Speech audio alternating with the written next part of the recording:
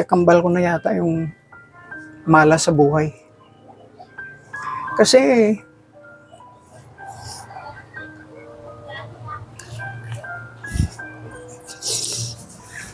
mula Sipalay, bumiyahe tayo dito sa bayan ng Kawayan upang hanapin si Tatay Vic. Ang humingi po ng tulong na ay maipakita ang kanyang kalagayan. Alamin natin kung ano ba ang kanyang tunay na kalagayan. Magtanong-tanong tayo dito sa may bayan ng Kawayan kung saan nakatira si Tatay Vic po, mga kabayan.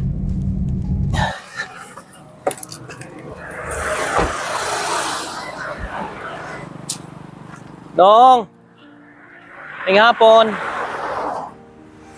Mangkot lang ko nung, kilala mo po si Vic?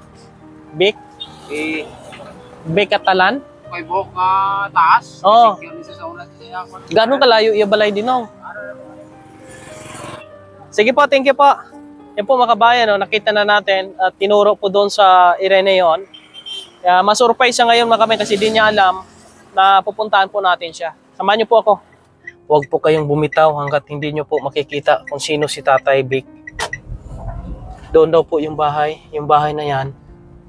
Magtatanong tayo dyan kung saan banda ang bahay ni Tatay Vic. Yan ka lang ha. Dito lang.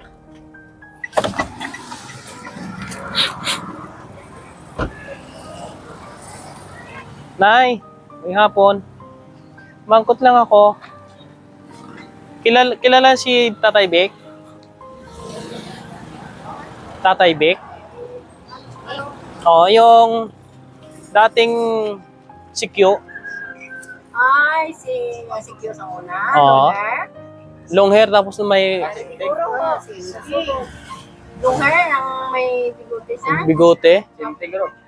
Sino ngalan niya siya? Si Vic. Ang ngalan niya sa Facebook, Vic. siya. Vic Catalan. Yung long hair na pipula. Oh, long hair at tigulang. May bungot na diya? Oo, may bungot. Ah, ano yun? Gaboard lang sa da? Oo. Ay, hindi niya sarili ang balay? Sa balay. Mga kabayan, nandito nga po sa loob sa area. Tingnan natin. Lugay na di. Ano siya? White sa pamilya di? Ito na nga po mga kabayan. No? Atin na pong pupuntahan. Titingnan natin kung saan yung bahay ni Tatay po. Tatay Vic. Ayan po, no? Sa din niya balay. Bisita ka pa rin. Dito tayo sa likod siguro. Ha? May aso. Binibigyan-bigyan na sa dito ng pagkain. Tay! hindi ko na-expect na darating ka. Yan ang pintuan mo. Kamusta naman dito, Tay? Wala, ito pa rin. Gutom pa rin. Na-expect mo ba na darating ako dito sa'yo? Hindi nga eh. Sige, tulungan kita. Ito yung bahay mo. Magkano yung renta po nyo? Mura lang, 300 a month. Nasa ano tayo ngayon? Video. Nasa video tayo ngayon. Kasi ito yung hiling po ni Tatay Vic. Ano totoo yung pangalan? Vicente. Yan. Vicente Ito yung hiling po niya Lamon. makabayan na papuntahan natin siya, mapakita niya sa atin, sa inyo, yung kanyang sitwasyon. Grabe. Wala, sira-sira na talaga ito. Grabe itong tinitir. Ito nasira lang ito ng nasira lang ito ng bagyo. Ayan oh. Grabe ho. Kabayan, dito siya na umuupa si Tatay Vic ng 300 pesos. Naman. Oh my God. Yan lang ang tanging Ano yung hanap buhay mo maayos. dito? Wala talaga. Yun lang, pension ko lang. Pero gawa ng gusto kong magkaroon ng ng pangkabuhayan. Nag-loan ako sa SSS.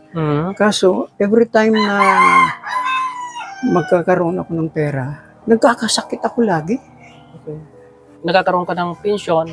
Ano yung trabaho nyo dati? security guard po. Sa Manila dito? Dati sa Maynila, tapos nung huli sa Maricalom na. Bale, retired security guard kayo? Oo. Pero yung pamilya nyo, may pamilya kayo dito? Yung dalawang anak ko nandun sa sa likod ng dating palengke. Nandito rin sa area? Sa Kawayan? Nandito rin. Kaya nga ako nandito dahil gusto kong masundan yung paglaki nila. Ilang taon na po kayo ngayon? 64 na. 64. Gusto niyo masundan yung paglaki nila, ibig sabihin bata pa po sila. Bata pa po. Grade 9 pa lang yung panganay. Yung bunso, grade 8. Yung nanay nila nandyan pa. Wala na, patay na. Sino ngayon ang nag-aalaga sa kanila? Yung tatanda nila. Nakakatandang anak mo? Yung ina ng ina ng kalibin ko. Yung nag-aalaga ngayon sa dalawa niyang anak, yung magulang ng kalibin niya dati na pumanaw na. Kung bakit ayaw ibigay sa akin ng DSWD yung mga anak ko. Pero makikita naman, hindi ko talaga kaya. Siguro, yun yung reason ng DSWD kaya hindi maibigay sa'yo yung dalawang mong anak kasi yung sitwasyon mo, kikita na kasi siguro nila na hindi mo kayang, kumbaga hindi komportable yung anak mo dito sa poder mo kasi nga yung sitwasyon mo ngayon. Pwede mo bang maikwento kahit maiksi lang kung ano ba nangyari sa buhay nyo, bakit humantong sa ganito? Iwan ko lang, hindi ko masyadong pero kakambal ko na yata yung malas sa buhay. Kasi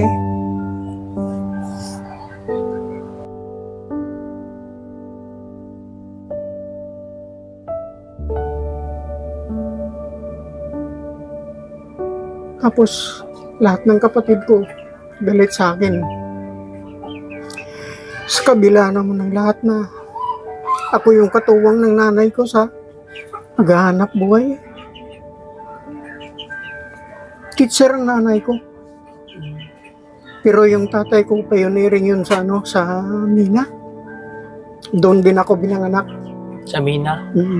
Mismo sa plant site na power plant site ng Mina.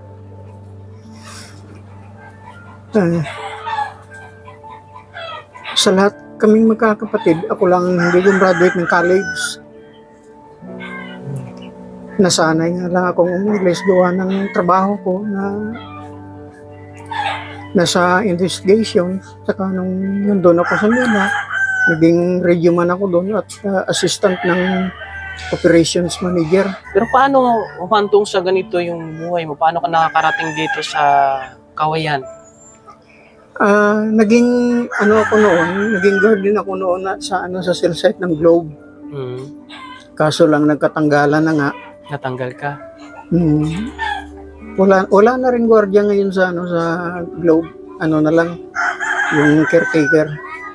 Pero Taibik, itong sitwasyon mo ngayon, nakikita ba ito ng mga anak mo? Alam ba nila? Hindi ko lang alam, pero ang pagkakaalam ko, meron silang cellphone eh. Yung cellphone na sa akin dyan, dati binigay ko yan sa anak ko. Kaso lang yung cellphone ko, nabasag. Hindi ko na Bumibisita din sila dito sa inyo? Noon, nung hindi pa dumadating yung asawa ko dyan. Pero nung dumating na siya, hindi na pumupunta dito yung mga anak ko. Wala na. Ayaw nilang papuntahin dito. Siguro Kuya Bek, kung magiging okay yung kalagayan mo dito, baka may posibilidad na papayag yung DSWD na mapunta sa iyo yung pang-anak mo. Ganun po ba? Posible. Parang show of stability eh. Pagka hindi stable yung pamumuhay ko, sigurado ako wala. Tsaka na-disown na rin ako ng mga anak ko. Gaano ka nakatagal na umuupa dito? Magdadalawang taon na. Grabe. Tanong lang, magkano yung natatanggap mo sa pension? Yung pension ko is 3,345. Maliit lang. Pero nagsusustento ka pa doon sa anak mo? noon. Pero simula nung hindi na sila pumupunta dito, wala na rin. Sabi ko, inagaw sa akin yung responsibilidad ko. Bakit pati sila bubuhayin ko? Medyo mabigat itong sitwasyon mo ngayon, tayo no? Sobrang bigat na nga talaga kasi hindi ako makapagpahinga ng maayos. Gawa ng grabe ang pangangati ng katawan ko. Tingnan mo mga kabayan, yung higaan ni tatay doon. Pakita mo yung higaan ni tatay. Pwedeng Diyan po natutulog si makyat tatay sa itaas po mga kabayan. Yan. Diyan lang siya natutulog, no? Kaya napakahirap itong kalagayan niya ngayon. Kaya pinagbigyan natin si tatay na mapuntahan natin at makita yung kanyang sitwasyon dito. Isa ito sa mga magandang pagkakataon, Tatay Vic, na mabigyan kita ng pagkakataon na makahingi tayo ng tulong din sa iba. Ako, anong meron sa akin, magbibigay ako. Basta meron tayong blessing, isi-share ko. Ngayon, pwede Thanks very much. tayong humingi. Mga kabayan, si Raymond, nakita natin yung tunay na kalagayan ni Tatay Vic at medyo mabigat itong sitwasyon ni Tatay Vic ngayon, mga kabayan. Kasi nga, as in, hindi ko ma-explain, no? Pero, may malalim na nangyari dito sa buhay ni tatay. Siguro hanggang dito lang papakita natin, di natin pwedeng ukatin kung ano mang merong pa si tatay. Malaga ay nasilip natin yung kanyang tunay na kalagayan. Pagbigyan natin siya, na mabisita natin siya. Sa ngayon tayo, yung pagkain mo ay, yung sabi nila, may nagbibigay sa iyo, humihingi ka lang daw po dito. Yan po mga kabayan, no? Ito lang po yung ating pagbisita ngayon kay tatay. Bigyan na natin siya ng pangkain-kain niya.